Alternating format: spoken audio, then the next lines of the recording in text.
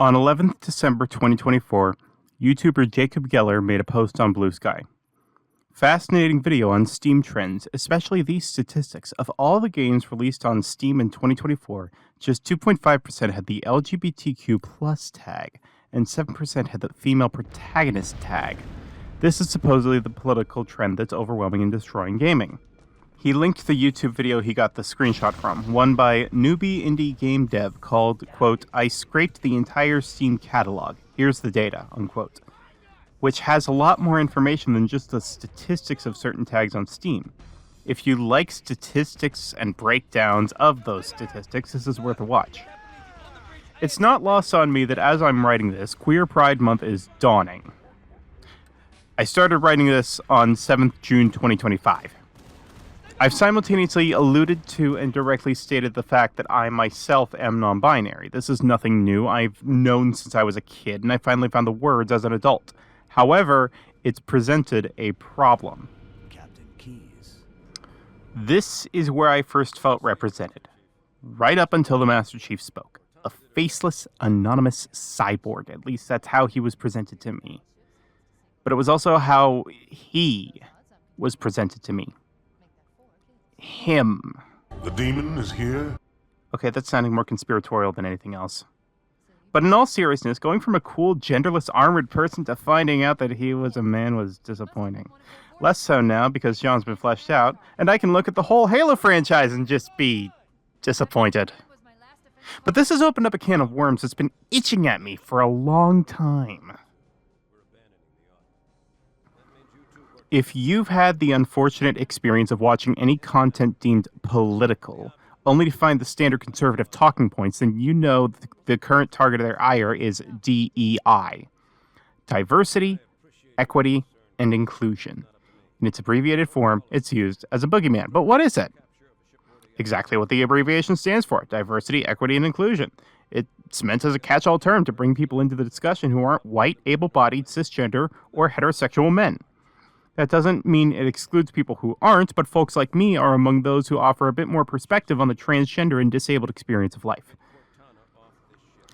And while there's certainly arguments to be made about how it drives tokenism, as in, I have a friend of this classification, therefore I am not discriminatory! On a functional level, it's a good thing. If you're an expert in your field, or you like what you do, it shouldn't matter that you have a certain level of melanin in your skin, or that you have bouts of chronic pain, or you're born with certain likes or errant parts. And having good rep that reflects you on a personal level is important.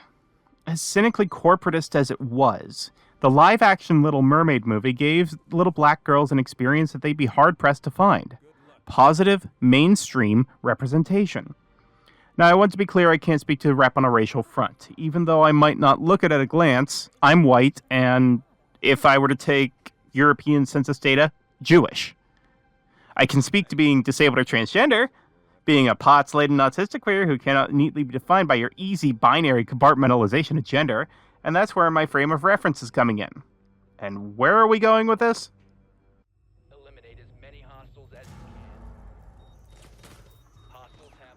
Long ago, I uploaded some Rainbow Six Siege stuff, mostly clips, which you can still see on this channel.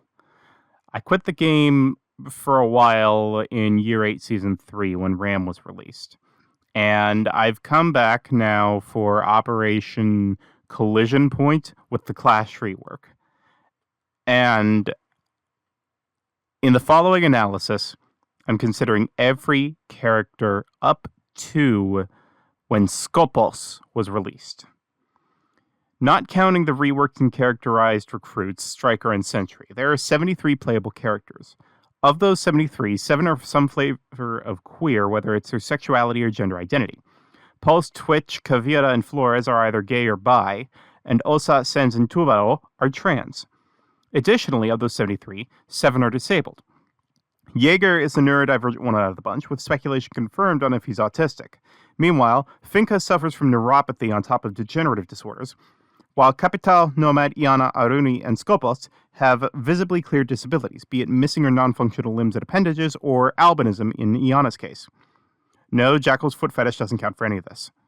Unfortunately, none of these are intersectional. Sens Aruni and Capital might not be white, but that's as far as representation intercepts. This means that if I'm seeking representation for more than one of these, I'm shit out of luck here. Nobody on this list is simultaneously physically disabled, neurodivergent, or some flavor of queer. I don't expect a fully catered buffet with a personal butler in all of this, but at the same time, it's kind of disappointing when no two items of the graph particularly intersect. Neurodivergence, queerness, and disability are often ingredients of the same bread we break together, you know? And this led to a bit of a thought experiment.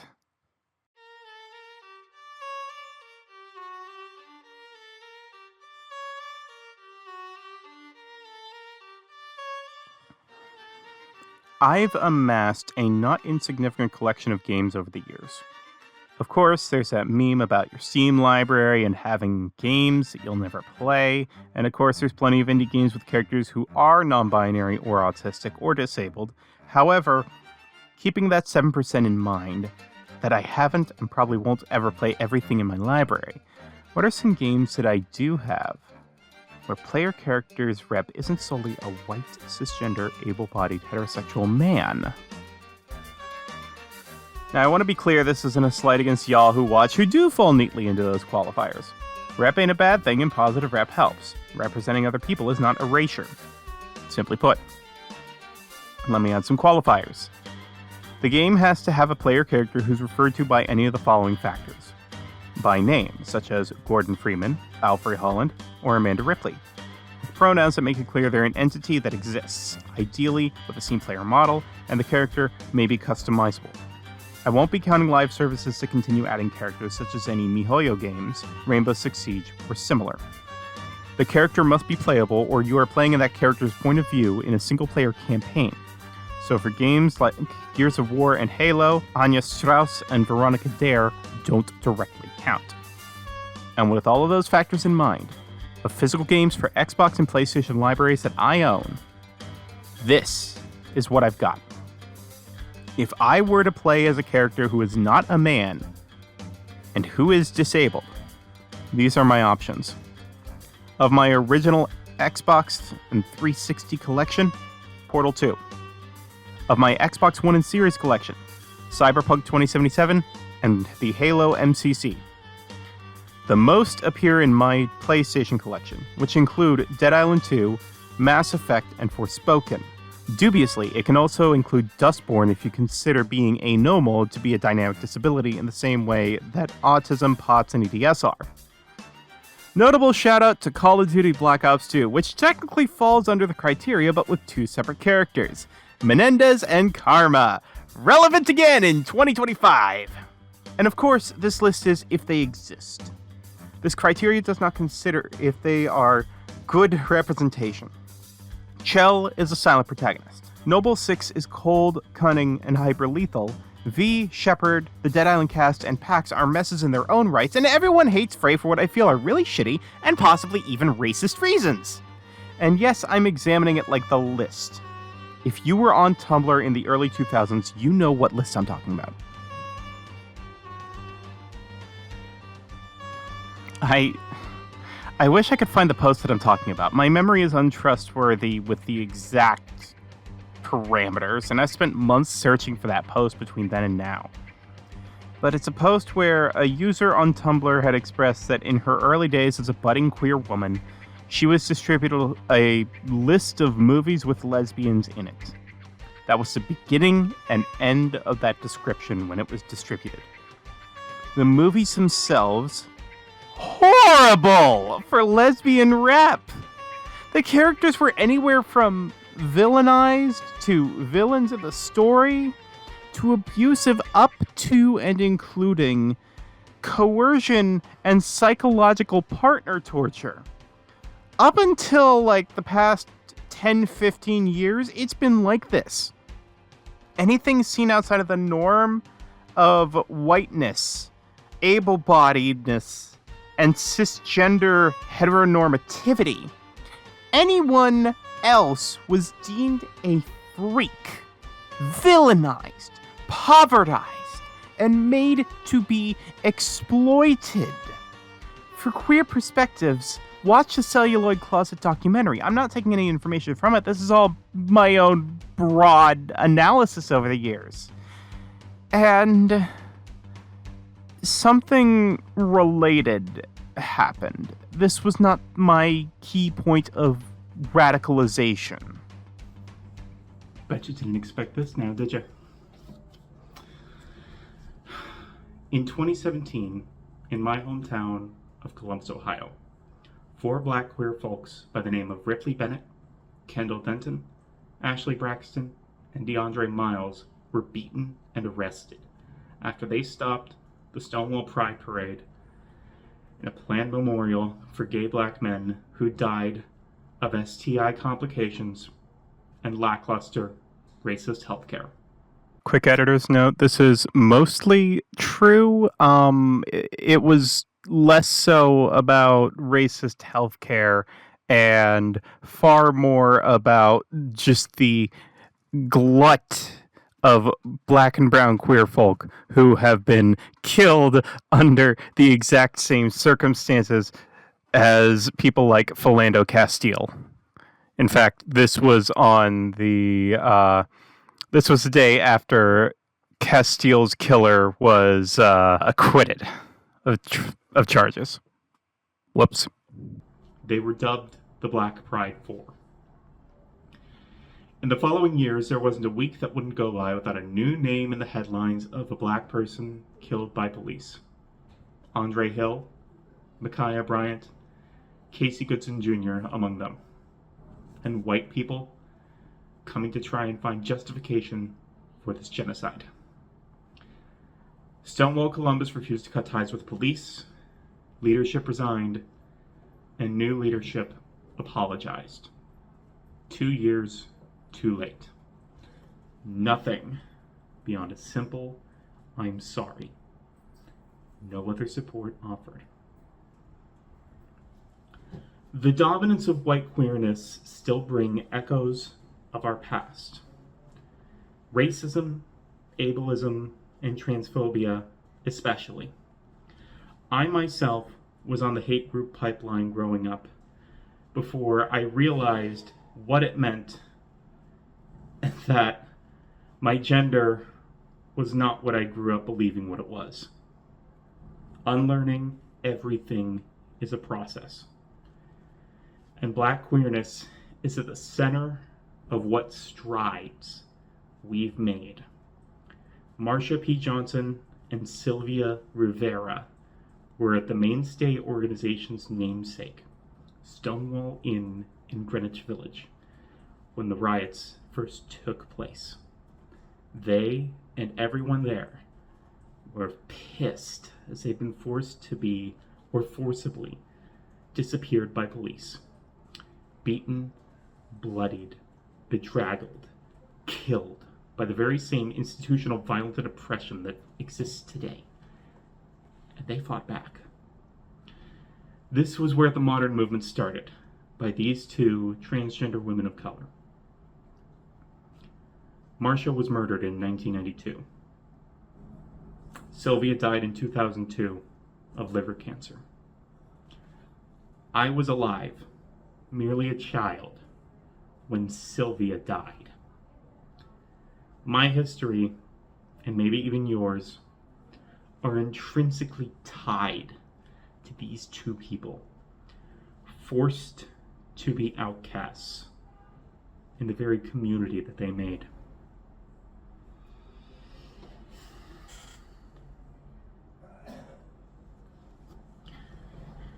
This history lesson is incredibly abbreviated. Marsha and Sylvia did far more than just expose that we existed. It wasn't as simple as showing up to say we exist and then suddenly we had rights. Those 2 women were at the head of protests and movements to solidify their rights to exist in New York City. Not all of it was successful. Like how this New York City Housing Non-Discrimination Act was suddenly changed to exclude transgender people while it was in committee before it was finally signed. The same manipulations and obstructions continue on into today. Whether it's beloved media turned to awful propaganda like Lilo and Stitch 2025, romanticizing an awful racist reality faced by indigenous peoples all the time, or current day news on an upcoming equal rights amendment in my home state of Ohio being forcibly split into two important but separate issues, forcing the goalposts to be twice as long. And this isn't to mention the erasure of Marcia and Sylvia from the very historical events they were a part of, as reported by Aaron Reed and S. Baum at Aaron in the Morning, and removing trans folks from the story once again. People already often forget about Sylvia, her identity as a Latina trans woman, and a close friend to Marcia, and just as important a person in the story.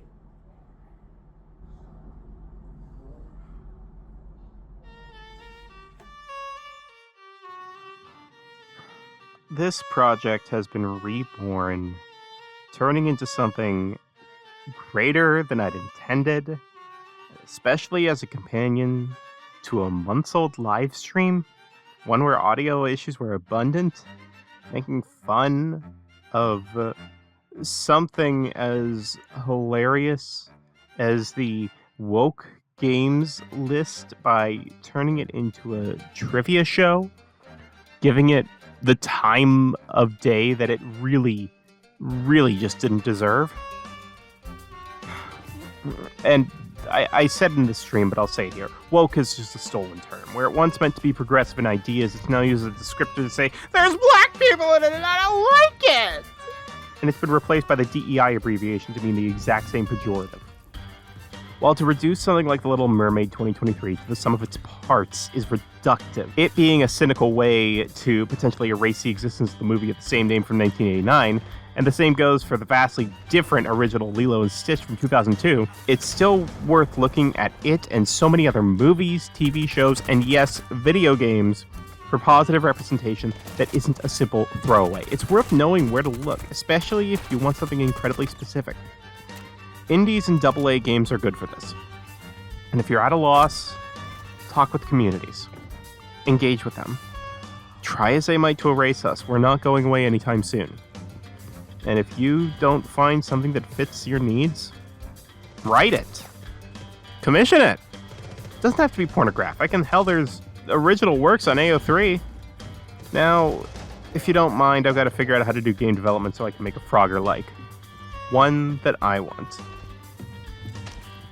As US fascism arrives at our doorsteps, your existence is defiance. But to resist, you need to do far more. Far, far more. Don't capitulate. Organize, learn what you need to do, and resist. Thanks for watching. If you like this video and want to support me, a Patreon link is in the description below. If you want something tangible, my jewelry shop is also there. Standard YouTuber things apply. Press the like button if you liked the video, and subscribe if you want to see more. Comment if you want to say something or argue with me. I welcome it. Until next time.